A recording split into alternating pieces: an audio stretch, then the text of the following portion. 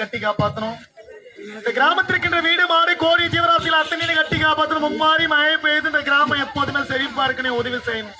தவறு செய்வது பிள்ளைகளோட குணம், அதை மன்னிக்கிறதா தாயோட குணம்னு சொல்லுவாங்க.